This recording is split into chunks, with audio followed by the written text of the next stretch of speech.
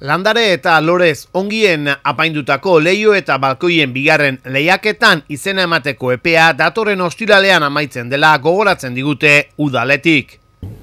Uztailak 3 arte hementxe bertan udaletxeko herritarren harreran eguardiko ordubilak arte edo eguardi arratzalde hortan itxi bitartean, da izaten da ordu bitarteak arte. Beraz, ordura arte denbora izango dute.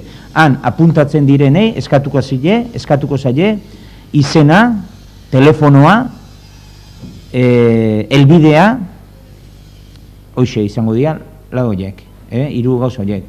Helbidea eta ia balkoia egokitzen dan helbidearekin, zere kontuan eduki behar da, naiz eta portaleko zenbakia kale baten egon askotan balkoiak izaten direla beste kalea ere. Oie danak kontuan hartuko dira.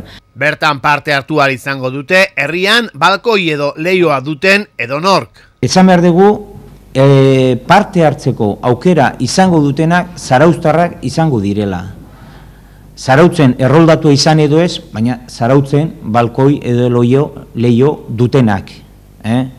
Bat baino gehiago galdetu digu, zeren jendia galdezka etorri da, ia antolatuko genuen edo ez, eta baita ere galdezka, esaten dugunez, zarauztarrentzat, hontan ez dugu mugatzen, erroldatuta egon edo ez. Baizik eta zarauzko eremuan balkoi edo leio izatea, nahikoa da.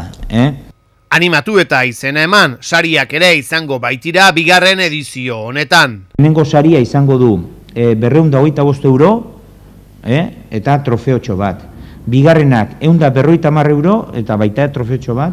Hirugarrenak 100 euro eta baita trofeotxo bat. Eta laugarrenetikan 10